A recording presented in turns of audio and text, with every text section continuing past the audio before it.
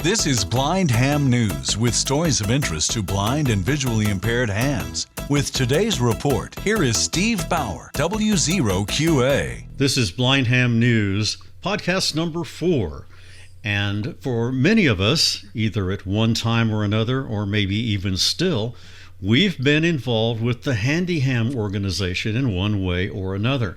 For me, I used their cassette tapes many years ago when I upgraded from Tech to General, then to Advance, and then to Extra. And it really did help me a lot. And so this organization is based in Minnesota, and they have helped hundreds of people either obtain and or upgrade their amateur radio licenses, and those people have a wide variety of disabilities.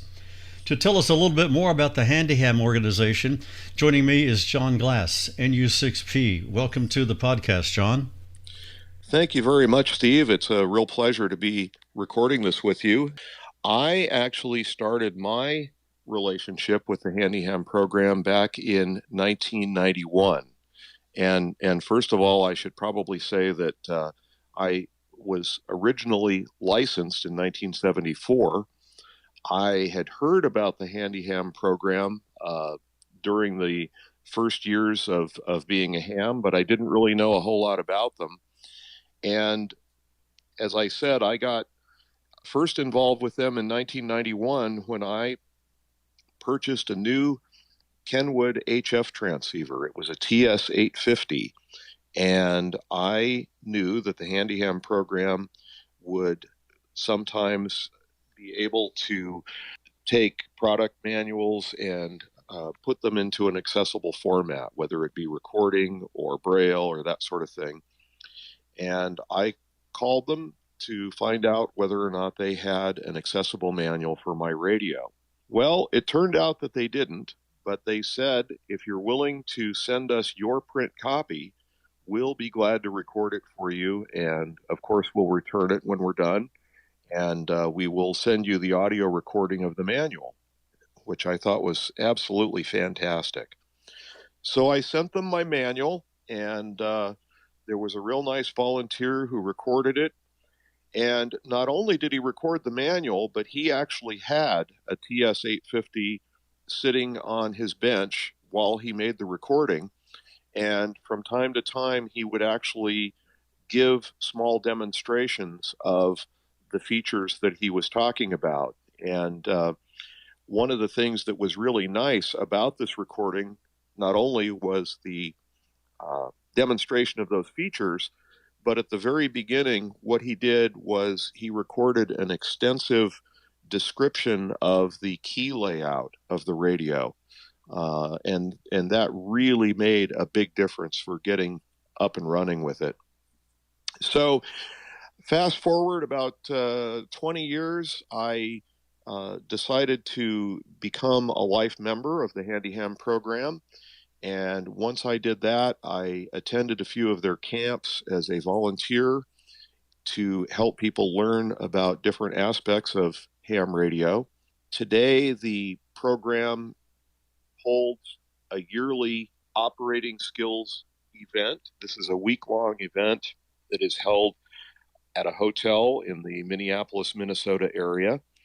And I have been attending the last two as a volunteer instructor, and it's just really great. We have an opportunity to spend a week learning all about just about every aspect of amateur radio that there is. And we set up portable stations and operate in a local park. We have transmitter hunts.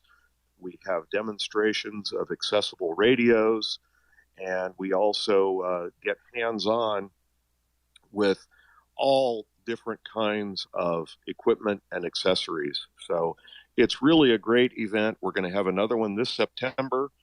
And if people are interested in possibly joining us, please visit the Handiham program website, which is handiham.org.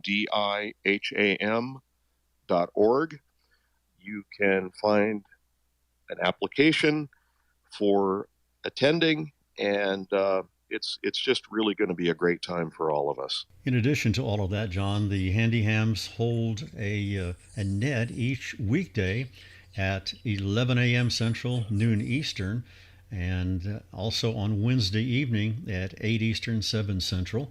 And that's all on many different modes. And your net control on Tuesday, so tell me about that net.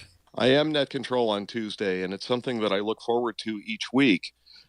The net is carried a number of places. We're on the Handiham Echolink conference server, which is node 494492. The net is also on All-Star, and the All-Star number is 473670. It's also carried on the TGIF DMR network.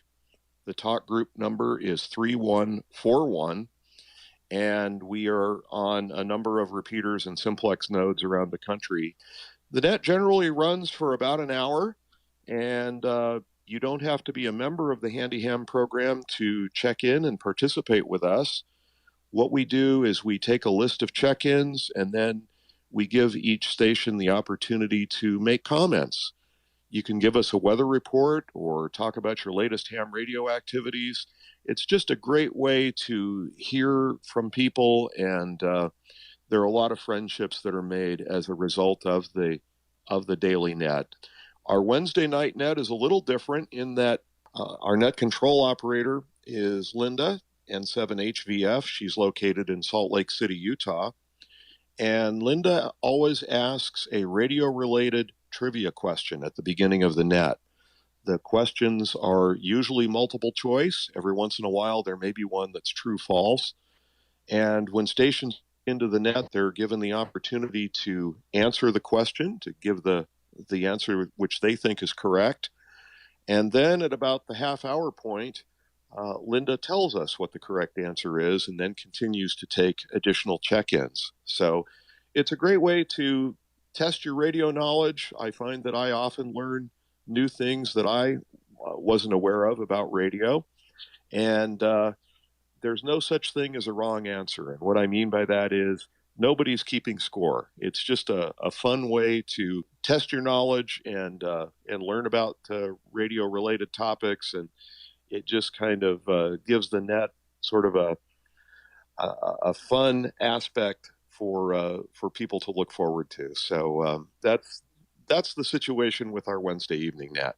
Okay, now the information you gave a few moments ago, the different places, the Echolink and All-Star and TGIF, is all of that information on the handiham.org webpage as well? Yes, I believe it is. If it isn't, what you can do is whichever mode you're using, if you look at the directory, in other words, the list of stations that are connected on that node, and you search for Handiham, you will certainly find us. But I believe there is a complete list on the Handiham website.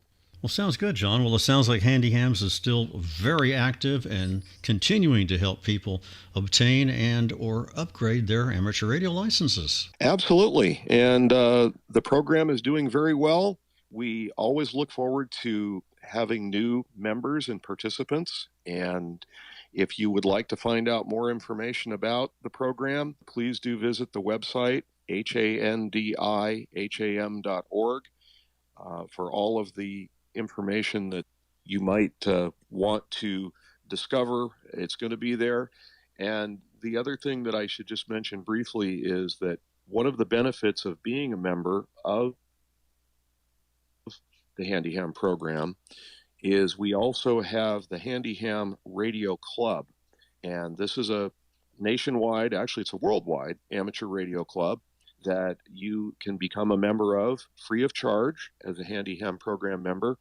And we have been having monthly Zoom calls for our club meetings. And what we do on those calls is we give people the opportunity to ask questions about the program and different pieces of equipment, operating modes, and so forth. And we also try to have demonstrations from time to time of different modes or products. One of the most recent demonstrations that we gave was on the new Kenwood THD75 tri-band handheld transceiver, that has full speech output built into it. So it's a great way to talk with other hams and learn some of the latest technology and other information that is available in ham radio. So as I said, that's what we do as a radio club, and I would really encourage people to become involved. Well, John, we appreciate you taking time to talk to us about the Handiham organization and the great things that they are doing, and I'm glad to see that you're heavily involved with them now. Thank you, Steve. It's been a pleasure being on your podcast, and I will look forward to participating again sometime. Have a story or information to submit for the podcast? Send it by email to blindhamnews@gmail.com or call 662-426-6397. That's 662-HAM-NEWS. Thanks for your help. I'm Steve, W0QA, and that's the report this time. I hope you can join me again for another Blind Ham News podcast. 73, and thanks for listening.